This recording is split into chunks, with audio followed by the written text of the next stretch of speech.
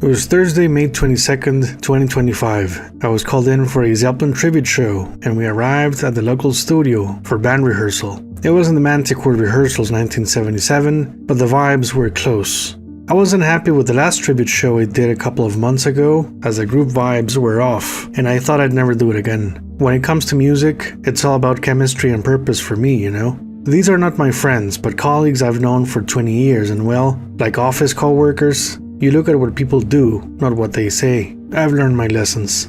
So May 2025 had a different vibe in store, and it was the 50th anniversary of Earl's Court 1975, so I agreed to come back. Two drummers turned down the gig, so I recommended a friend of mine, who's also a killer guitarist, Carlos Falles Madrigal. He's a Zeppelin and huge Genesis fan, so I was excited to call him up. To my amazement, he brought a special surprise to rehearsal, something I've only seen in Zeppelin pictures, never mind play one.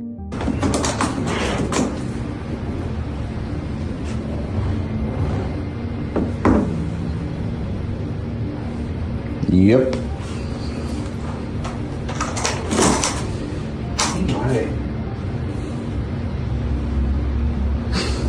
I didn't have much choice but to get familiar with the instrument on the spot to try to understand the double neck's nature and textures. Not an easy play at first, but my Jimmy Page studies came in handy. I was holding an Epiphone G1275, the aka economic version of the Gibson EDS-1275, but pretty much the same thing. A rock and roll weapon that will set you back $1,000 at least. Noticeable up front was the guitar's weight. It made me think of Jimmy Page 1977 a lot. I could understand why he only used the guitar for a couple of songs. Also, there was the fretboard angle thing. The 12th string could get in the way of the 6th string, forcing you to lean back for proper vision. I was both happy and stressed. So many times I've seen Jimmy do this. You want to nail the sound and style, but there was a learning curve, indeed.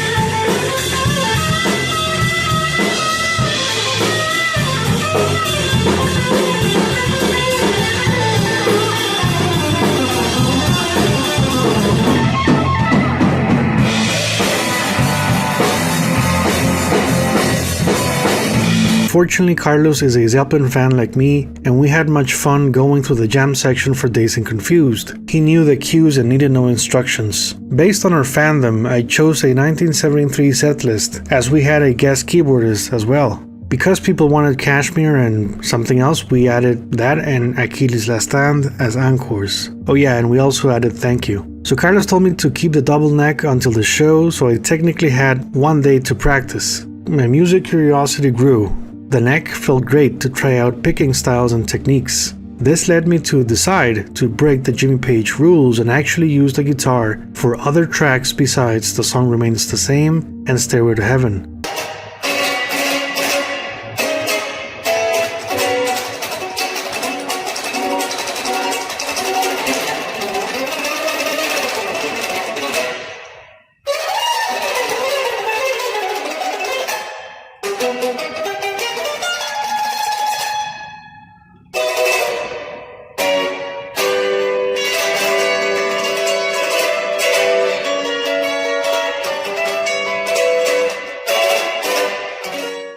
Saturday, May 24th. The day of the show came and I thought of the fourth night at Earl's Court. Although we didn't play that set list, it's a nice feeling when your concert lands on a historic Zeppelin date. Soundcheck went well and I hope that didn't screw up the iconic double neck moments having no second chances. Family and friends were there, so there was a different anticipation feel from before. I tried to relax as much as I could. I never take the audience for granted. Every concert is a gift and you make the most out of it.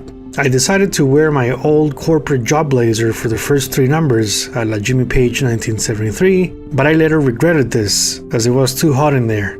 The drummer didn't have stage monitors because the sound guy told him there was no room for them. I had no idea about this, and Carlos told me after the show was over. To think he played the whole thing from memory and looking at our hands blew my mind. That's one brave drummer if you ask me. So I went against the Zeppelin concert rules and grabbed the double neck guitar for Over the Hills and Far Away. My reasoning? There is a 12-string guitar on the studio version, so why not try it out? Also, you get to solo on the 6th string, so it's all good.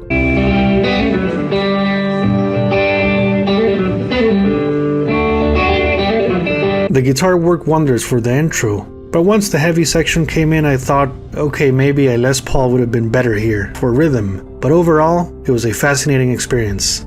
The big challenge here was muscle memory, as your hands are used to the 6th string fretboard and picking style. Going for double strings means double the effort. My hands and arms were hurting, I won't lie. But I am a Zeppelin documentarian after all, so I had to take the risk.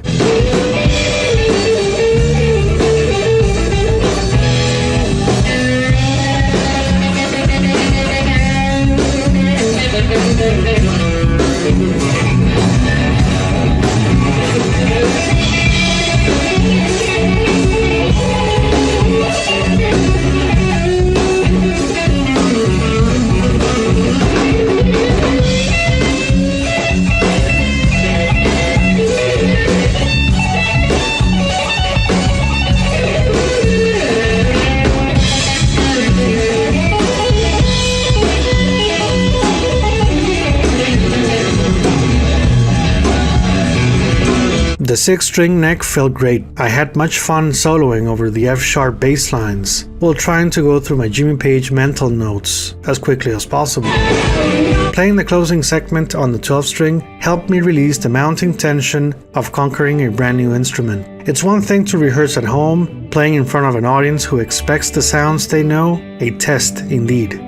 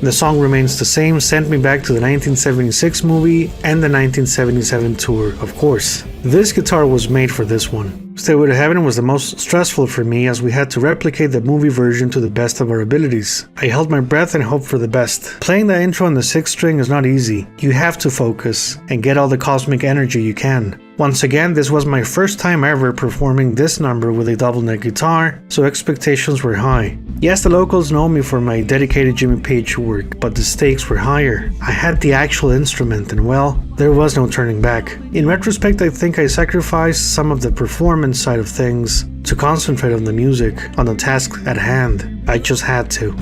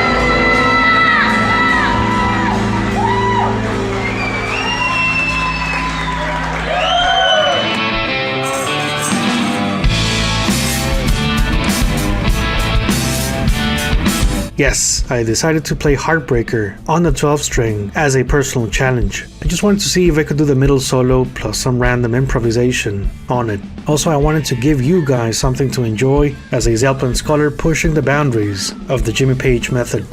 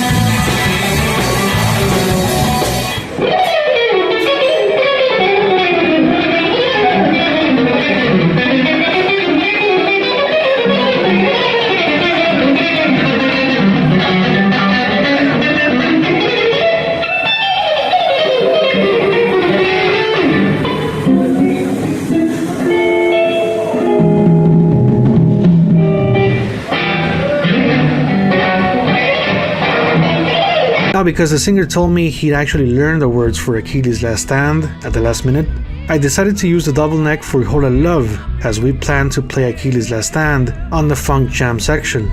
I'll admit I was laughing in my head thinking, I'm actually using the double neck for this song. What would Jimmy Page say? I know this was a bit too much, but the guitar felt comfortable by now, so I went for it. It didn't have the proper gain for Whole Lotta Love for the riffing, but it was a what if scenario. What if Jimmy used it on the stage? It's his most iconic guitar in popular media, so I gave it a try.